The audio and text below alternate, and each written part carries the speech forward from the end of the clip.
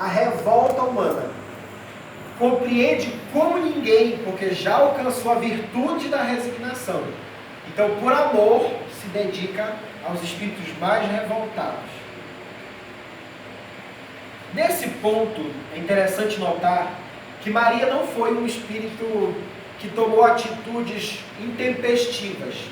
Durante toda a sua vida, ela se deixou guiar pelos mensageiros divinos, pela vontade do Pai. É anunciada a chegada de Jesus, segundo narra o Evangelho, foi motivo de preocupação, de angústia do marido dela, José, mas na verdade a ideia não era de que José desconfiava de Maria. Talvez a ideia fosse de desconfiança do que era dito a ele, de que era o Messias que viria por ela, porque era muito difícil de acreditar, como foi manifestado no próprio Evangelho, que alguma coisa de bom viesse da Galiléia. E essa frase era repetida, né? O que de bom, perguntavam os fariseus quando falavam de Jesus, o que de bom pode vir da Galiléia? Porque era uma região pobre, de maioria analfabeta, pescadores alguns, poucos plantavam alguma coisa, então era muito difícil deles acreditarem que algo de muito importante viesse de lá. Porque na ideia dos judeus, a importância era dada pelo nível intelectual que se tinha e pelo conhecimento da lei divina. Então, como aquele povo poderia ser berço de alguma coisa muito boa? É interessante porque o Cristo escolhe a Galiléia para fazer de berço, nasce ali no meio. Não só ele, como Maria. Tem um livro que eu recomendo a leitura para quem ainda não leu, que é esse aqui, Maria, Mãe de Jesus. É um livro excelente, é um compilado de várias histórias, poemas, etc., sobre o espírito de Maria. E aqui dentro ele traz algumas poesias que tratam dessa personalidade dela. E é interessante porque, fazendo esse paralelo, né, com Maria, tem um poema que foi escrito por Amaral Ornelas, que eu gostaria de ler porque ele faz uma referência muito boa a esse momento da Anunciação. E Ornelas diz o seguinte: Ave Maria, Senhora, do amor que ampara e redime, ai do mundo se não for a vossa missão sublime. Cheia de graça e bondade, é por vós que conhecemos a eterna revelação da vida em seus dons supremos. O Senhor sempre é convosco, mensageira da ternura, providência dos que choram nas sombras da desventura. Bendita sois vós, rainha, estrela da humanidade, rosa mística da fé, lírio puro da humildade. Entre as mulheres sois vós, a mãe das mães desvalidas, nossa porta de esperança e anjo das nossas vidas. Bendito é o fruto imortal de vossa missão de luz, desde a paz da manjedoura, as dores além da cruz. Assim seja para sempre, ó divina soberana, refúgio dos que padecem nas dores da luta humana. Ave Maria, Senhora, do amor que ampara e redime, ai do mundo se não fora a vossa missão sublime. O que Ornelas está falando é exatamente isso, que ai do mundo, Senhora, se não fosse a vossa missão sublime, e principalmente se não fosse a vossa aceitação sublime, porque este exemplo de ser humano mostra para todos nós até hoje a que nível pode chegar quando aceitamos as determinações da divindade e principalmente acolhemos com verdadeiro amor essas missões que nos são dadas, né? A relação de Maria com Jesus, durante muito tempo ela não foi muito falada, porque acreditava-se que era uma relação muito formal, né? Muito de hierarquia, né? Ele é o Senhor e eu a escrava, a serva, né?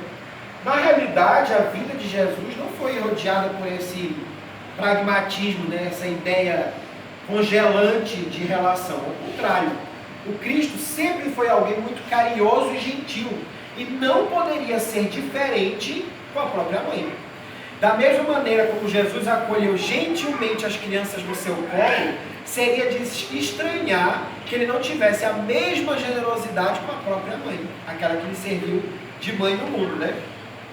E aí eu trago até uma imagem que foi do filme Paixão de Cristo, né? E que trata muito bem disso. É essa imagem de relação de mãe e filho que nós encontramos em Jesus e Maria. De gentileza, de cordialidade, de amorosidade, de carinho, afetividade. Lembrava bem, diz o livro Boa Nova de Humberto de Campos, do Chico Xavier, lembrava bem de que um dia a divina criança guiara a casa dos malfeitores. Isso era Maria recordando uma história de Jesus como criança. Ladrões do vale de Misré. E era de ver-se a amorosa solicitude que seu vulto pequenino cuidava dos desconhecidos, como se fossem seus irmãos. Muitas vezes comentara a excelência daquela virtude santificada, receando pelo futuro do seu adorado filho. Bem, Maria trazia, desde quando Jesus era pequeno, uma forte preocupação pelo seu futuro, como se já pudesse antever as dores pelas quais ele passaria. E como era um espírito muito iluminado, bem provável que ela tivesse mesmo algum conhecimento do que aguardava seu filho. Pela própria relação com ele, pelas coisas que ele lhe dizia e pelo conhecimento que ela tinha do coração da humanidade. Não é à toa que Maria de Nazaré seguia os passos de Jesus quando ele ia pregar, porque ela também observava a multidão que acolhia as frases do seu filho e ela própria conseguia perceber qual futuro lhe estava destinado, porque ela sabia que aquelas mesmas pessoas que escutavam a voz do filho e agradeciam a Deus pela cura que recebeu durante as suas falas, provavelmente estaria ali no meio a multidão que gritaria por Barrabás, ou que clamaria pela crucificação.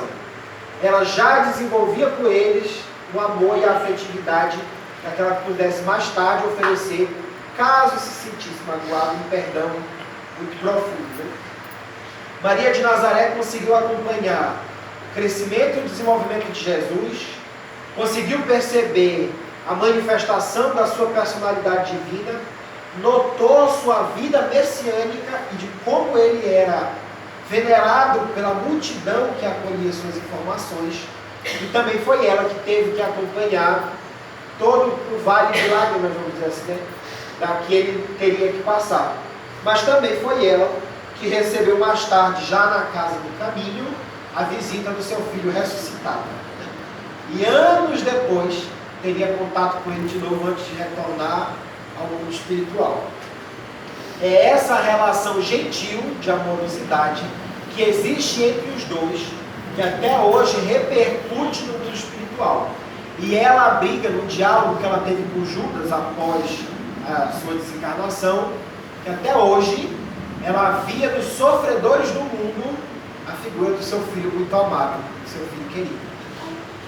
Mas ela passou por momentos de bastante dor, de bastante dificuldade, e teve que enfrentar a crueldade que o homem era capaz de manifestar ao lado do seu filho muito amado. Antes de receber dele a missão de ficar ao lado de João e de acolhê-lo como filho, porque ele a acolheria como mãe, ela teve que passar por algumas situações muito complicadas. E me lembro que nas histórias que nós vemos, né, do vulto de Maria, esse talvez seja o mais lembrado, mas esse corresponde a um pequenino trecho de toda a vida luminosa desse espírito. Junto da cruz, o vulto agoniado de Maria produzia dolorosa e indelével impressão. O seu coração rebentava em tempestades de lágrimas irreprimíveis. Contudo, no santuário da consciência repetia a sua afirmação de sincera humildade: faça-se na escrava a vontade do Senhor. Então vejamos, como disse Emmanuel, né, a força de diamante que Maria trazia, que apesar das dores angustiosas de perceber o que se fazia com seu filho, ela ainda trazia nos refúgios da própria consciência que se faça da escrava à vontade do seu senhor. Tem uma música que é cantada por Tim e Vanessa, que é uma dupla espírita, né? Tem algumas músicas, vou até aproveitar para mostrar para vocês. E tem uma delas chamada Ave. E nessa música eles cantam, de alguma maneira, a história de Maria, ou pelo menos uma parte da história dela. Claro que eu não vou cantar, né, com vocês, obviamente, mas vou apenas ler a música. Ave, ó cheia de graça, que pelo Pai foste escolhida. O anjo vem ante a humanidade, em singela maternidade. Ó Senhor, seja a tua vontade, serva sou de todo o amor que me cabe. És amiga da verdade, sob a aparição serena, concebente divindade, na cidade nazarena. O teu corpo é diamante de longeva evolução. Nele ganharás o teu filho, divindade de manante. Uma boa nova. Alegrai-vos, Galileia, Samaria e Cafarnaum. Ó Jerusalém, exultai também pelo fruto de Maria, a boa nova. O Senhor luz dará a luz, achaste graça diante de Deus. O teu nome é no céu, não rejeitarei a taça, bom amigo Gabriel. Como se fosse a conversa de Maria com o amigo Gabriel. É essa pessoa, não sei se vocês sabem, mas Tim e Vanessa, eles são só cantores dessa música, né? E de várias outras. O autor da música, ele não canta. O nome dele é Gladstone. Ele apenas escreve. Mas ele diz que ele não lê nada. Ele vem por inspiração. Ele provavelmente é médium, inspirado de psicografia, que Kardec coloca como médium musicista. Ele disse que primeiro ele sente a vontade de escrever sobre algum tema. E aí ele vai colocando no papel palavras que ele considera aleatórias. E no final, quando ele reúne todas, tem uma música pronta. O único desafio dele é encontrar uma melodia que se encaixe nessa letra que já foi escrita. Porque ele escreve a letra, mas o ritmo, ele precisa de alguém que lhe ajude. E aí o Tim, da dupla, né, é quem entra nessa história e acaba musicando aquela letra. Mas eu estava vendo uma entrevista dele, ele diz o seguinte, que essa música veio pronta. Porque à medida que as palavras iam entrando no papel, ele escutava a melodia. Então ele não precisou nem ter o trabalho de fazer a melodia da música, porque ela já veio completamente pronta. E o mais interessante é que ele diz que ele só bota o nome dele porque tem que ter um autor, né? Senão fica uma música de autor desconhecido. Mas ele sabe que a música não pertence a ele. Segundo revelações espirituais, teria sido um caravaneiro de Maria, que passando por afinidade com ele, canta uma das músicas que são cantadas em agradecimento a Maria pela missão que ela desempenhou na Terra. Mas isso ele disse que ele não tem como constatar, porque ele apenas escutou essa informação espiritual. Mas é bem provável, pela beleza da música, se vocês puderem procurar depois escutar de novo essa música, é maravilhosa. Ave, o nome dela. Mas e depois? Quando acabou toda essa trajetória de Maria ao lado de Jesus, o que aconteceu com ela? Qual foi a continuidade que se deu a este trabalho? Né? Narra o livro Boa Nova que Maria, após a sua desencarnação, teria encontrado uma serva de Jesus, no sentido evangélico, né? Que estava esperando a hora para ser devorada por leões no circo romano. E aí Maria, no seu translado para o plano espiritual, né, saída do corpo e ida para o plano espiritual, ela para porque ela escuta o choro daqueles que eram martirizados em nome do seu filho. E não podendo ficar indiferente àquele sofrimento, ela retorna para o mundo físico e permanece o seu trajeto de amor. E não podendo socorrer aquelas pessoas como gostaria, de retirá-las sofrimento, ela sugere a essa menina, que era muito nova, que cantasse. E a partir dali, que ela começou a cantar, os outros que estavam na cela junto com ela, guardando aquele momento crucial da sua vida, iniciam aquele processo de musicalidade, diminuem as suas tensões e começam a caminhar em direção ao martírio, sem medo e sem a influência da revolta por aquilo que estava acontecendo. E foi aí que iniciou, vocês já devem ter escutado, que os cristãos eram chamados de loucos pelos romanos, porque eles iam caminhando para a morte e sabiam que era para a morte, mas iam cantando como se estivessem alegres por aquilo. E o mais interessante é porque, segundo o registro de Boa Nova, quem iniciou esse movimento de cantar antes de ser martirizado foi uma cristã inspirada pelo Espírito da própria Maria de Nazaré. Esse mesmo Espírito que continuou influenciando no mundo inteiro diversos personagens, porque ela continuou muito próxima de João, o evangelista.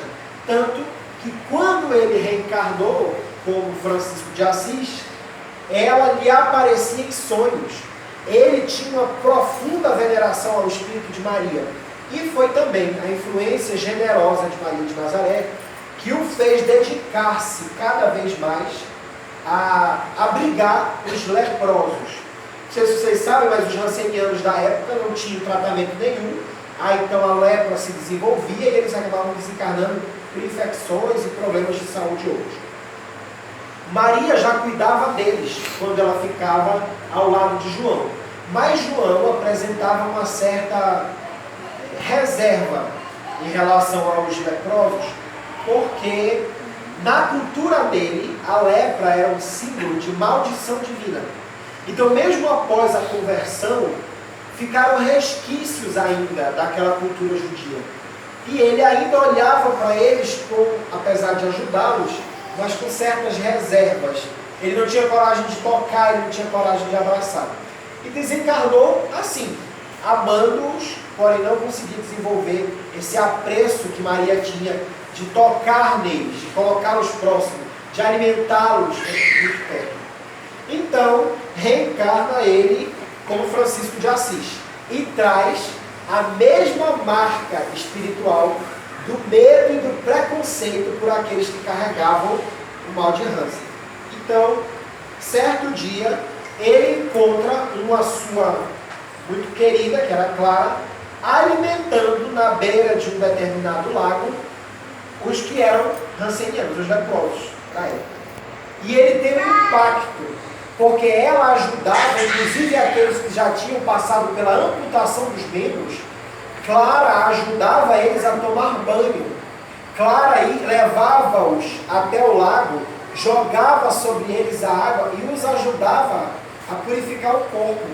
E para ele aquele impacto foi muito grande, porque ela dividia o pão com aqueles, porque na época de Francisco de Assis, a lepra ainda era considerada uma maldição divina pela igreja.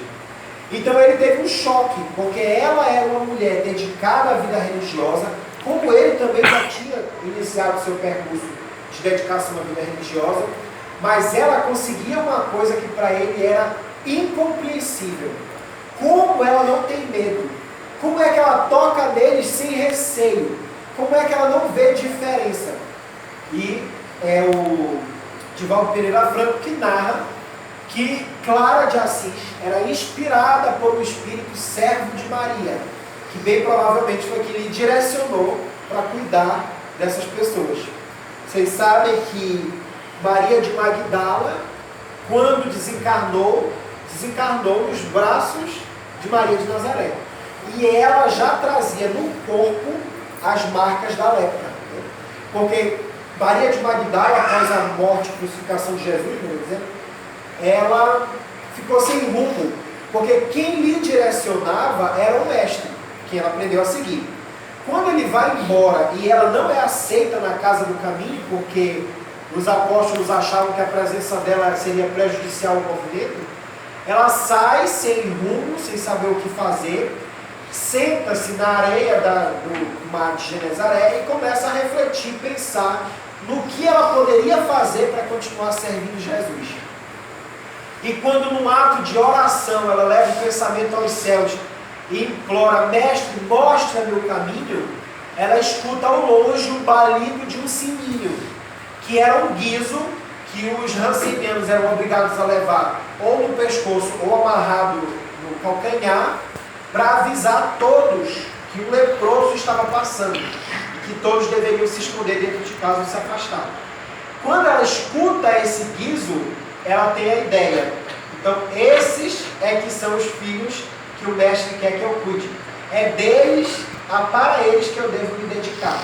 E assim ela faz, e passa o restante da vida inteira cuidando, alimentando e lutando em favor daqueles que eram tomados pela lepra.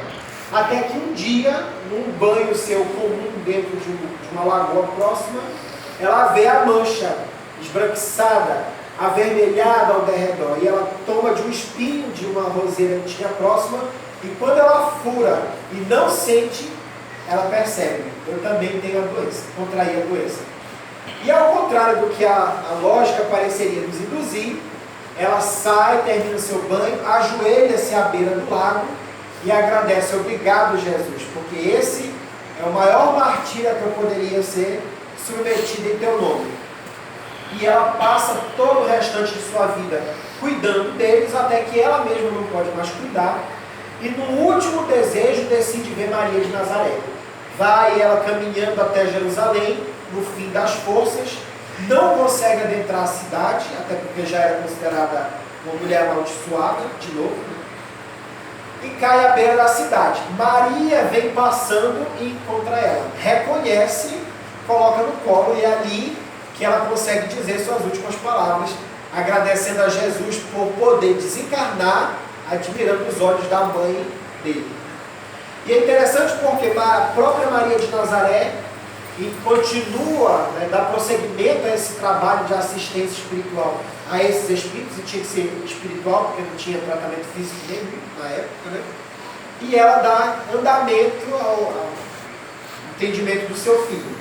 Por isso é que Francisco de Assis, mais tarde, pede a Jesus: Senhor, se eu encontrar no meu caminho um leproso, eu vou lhe dar um abraço. Porque lhe foi dito por Clara que às vezes Jesus se disfarçava de leproso para testar os corações dos homens do mundo. E aí, essa que é uma tradição, não está registrada, é apenas uma tradição oral que se passa, faz com que ele, montado no jumentinho, diga então que o próximo que ele encontrasse, ele não renegaria mais, ele abraçaria. E como eu sempre digo que a vida tem muitos ouvidos, aparece naquele dia alguém tomado pela lepra. Ele desce do burrico, abraça e diz assim: eu entendo que você é Jesus. E abraça o Cristo, no corpo daquele homem. Coloca ele no jumentinho e leva para que ele fosse cuidado por ele. Então, foi ali que Francisco de Assis terminou o seu processo de repulsa, ou medo que tivesse, por aqueles que eram necessitados pela lepra. Continuidade de Boa Nova. Tudo isso é relato de Humberto de Campos. Após a cruz do Cristo, ela, Maria, atendia do pobre santuário doméstico aos que a procuravam, exibindo-lhe suas úlceras e necessidades. A sua choupana era então conhecida pelo nome de Casa da Santíssima. O fato tivera origem em certa ocasião, quando um miserável leproso, e aí a relação de Maria com os leprosos, depois de aliviado das suas chagas, lhe beijou as mãos e reconhecidamente murmurou: Senhora, sois a mãe de nosso Mestre e nossa Mãe Santíssima. Essa mesma história é contada e é dito o seguinte, nesse livro aqui também a gente vai ler a mesma coisa.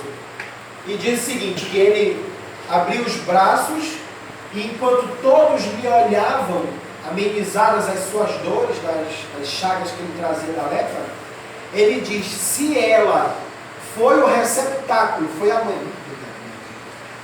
mãe do Santo dos Santos, se ela foi aquela que trouxe ao mundo o Mestre, o Filho de Deus, ela não pode ser somente santa, como muitos são. Ela é santíssima. E como ela é mãe do Cristo, ela é mãe nossa também. E foi daí que iniciou o processo de chamar ela, até hoje, de Mãe Santíssima. E como foi que Maria se despediu do mundo físico? Aqui eu trouxe, resumindo, claro, o relato de Humberto de Campos, ele é muito mais extenso, mas resumidamente foi isso aqui que aconteceu. Maria, com uma idade bastante avançada, ainda não entrou em consenso de quantos anos ela tinha necessariamente, mas de uma idade bastante avançada, ela ficava bastante idosa, recebia todos os dias muitos necessitados. Como o local que ela morava era muito pequeno, estreito e abafado, eles não podiam ficar lá dentro. Então eles deitavam nas cercanias do lugar onde ela morava. A dedicação, a veneração a ela era tão grande que eles decidiam dormir, mesmo que no chão duro, mas nas proximidades de onde ela conseguia auxiliá-los.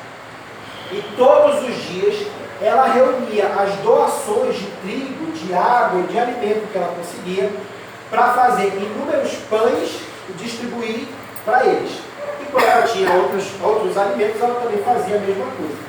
Já que ela não tinha o medicamento físico para curar a doença do corpo, ela pelo menos matava a fome e dava andamento aos ensinos do que Jesus lhe deixou. E foi nisso, um dia, que inicia o relato de Humberto de Campos. Enlevada nas suas meditações, Maria orava naquele momento, viu aproximar-se o vulto de um pedinte. Minha mãe, exclamou o recém-chegado, como tantos outros que recorriam ao seu carinho, venho fazer-te companhia e receber a tua bênção. O peregrino lhe falou do céu, confortando-a. Que mendigo seria